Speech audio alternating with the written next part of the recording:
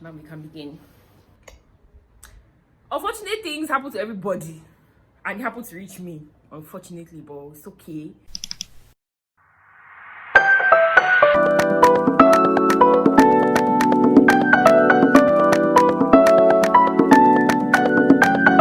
Yeah, so I'm going to be doing my makeup as usual while we get into the story time, and let's try to save. I'm trying to save daylight because I had the opportunity to do this video since morning, but the time I'm doing, I can't even tell you the time because I'm ashamed.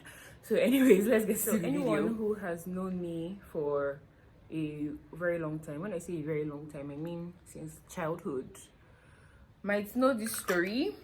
But yeah, I'm just going to be telling you guys about the time they almost used me for ritual. Can you imagine? Oh my god, they wanted to use your baby girl for ritual, but as usual, a child of God can't use me. My mom used to have a shop growing up. She used to have a provision store. I don't think I'm rubbing this primer in the right place as well.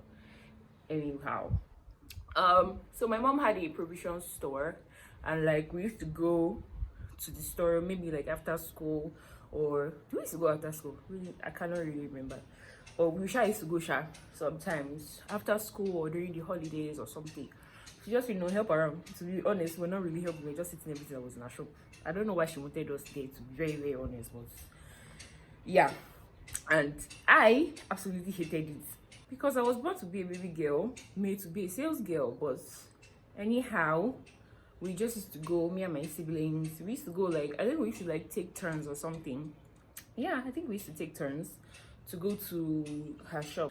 On this fateful day, my mom asked me to go and open her shop. I was like, okay, cool. I mean, I did it begrudgingly because, to be very honest, I didn't like to go out as a child. Like, my mom had padlocked us inside to the point where going out wasn't just appealing to me. I just wanted to stay indoors. So she asked me to go that morning, and the shop wasn't far from our house. It was like 2 streets away from our house. So where we lived was an estate. Then we moved from a rented apartment to a house in that estate. So we kind of 2 streets away at that time. So I think I was at the shop for about 2-3 hours, if not more. I think I was at the shop for 4 hours after opening it. So I must have gotten to the shop by 9 or 10. Then it was maybe 12 o'clock or something. And I was just normal, selling my markets and whatnot. Only for this raggedy piece of, I don't know, this is not even the stone that the builders cast. This nigga was looking just ratchet. That's the only way I can describe the way he was looking. But I was a child, so what do I know? It could be maybe they were building something somewhere in the estate or outside the estate, and he just came in to buy a drink. So I wasn't even bothered. I just asked him what he wanted. Did he want to buy anything? Normal, just responding to him like a normal person. I really can't remember if he was even trying to strike a conversation with me. Honestly, I can't remember what he was trying to do or how it even got to the level it escalated to.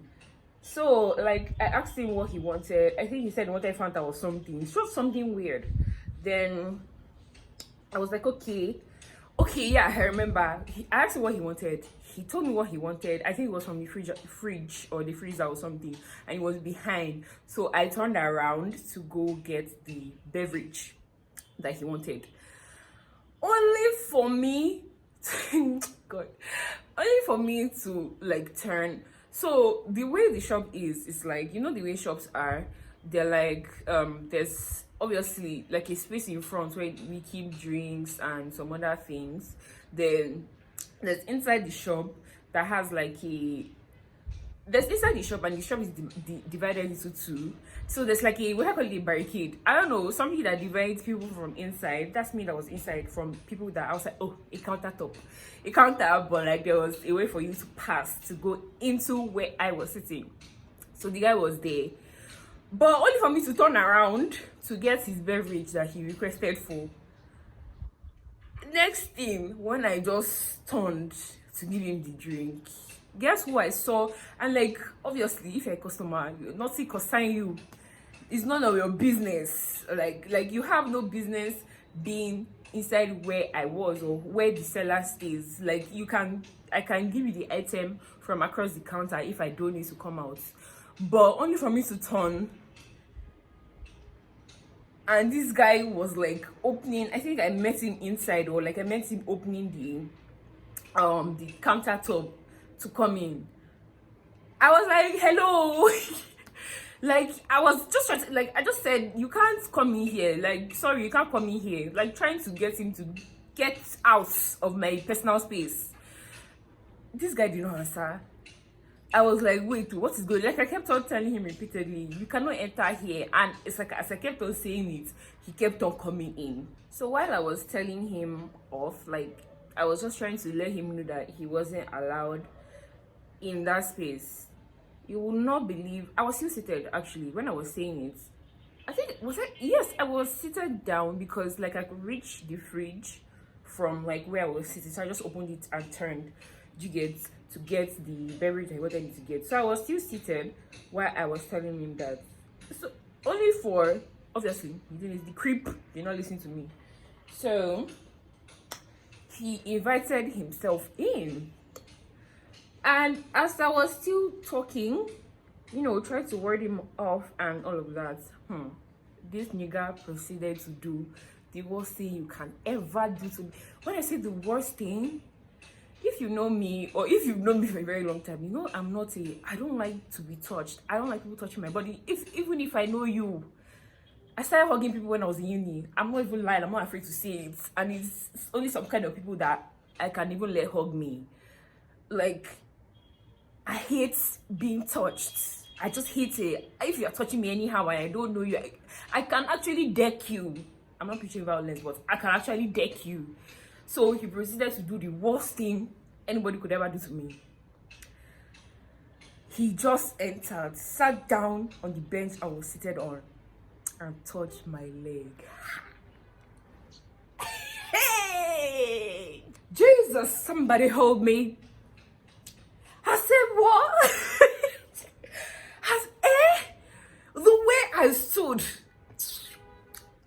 Flash has nothing on me. Flash cannot beat me. The way I stood up and excused myself from the premises.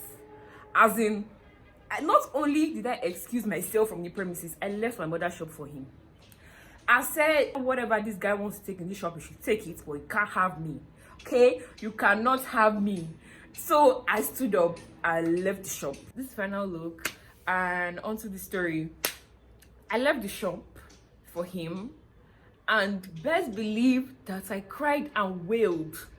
I cried and wailed to my neighbor's house.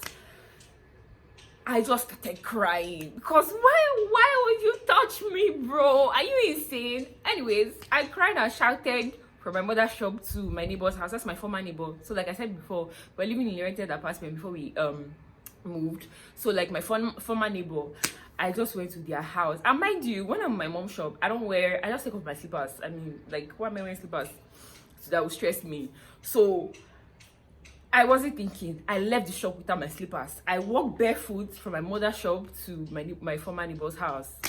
And by the time I got there, they were like, is this what she's wearing? I said, they didn't ask why are you crying. I explained though that was just on my own. This creep just came to start touching me anyhow, just entered.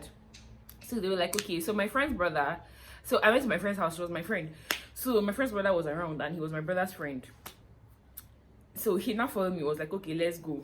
So I did not know that when all those things were happening, somebody was watching what was happening. Like one of the people that were around that obviously knew me, knew my mom. They were watching what happened, like, oh, like, why is this person entering? And the way I just slept was kind of sus. Like, why is this girl walking barefooted? I didn't know that somebody was looking at me or somebody was watching everything unfold. So by the time we got back to the shop, they had bundled this man, as in bundled him and started beating him. I said, lovely. I said, the living God. They beat and beat and beat, and they searched his pockets and they found I think like a red piece of cloth and some like razor blades. not even new ones, like used ones. They're asking me what he wanted to use it for. What I wanted to use me for, I don't know. But anyways, that's just how it happened. I don't know whether they carried it to police station or they burnt it, but they wanted to be, you know how jungle justice is in Nigeria. They will burn you with tire. Don't allow Nigerians to catch you. So anyway, that's the story time, and I hope you guys enjoyed it. See you in my next one. Bye.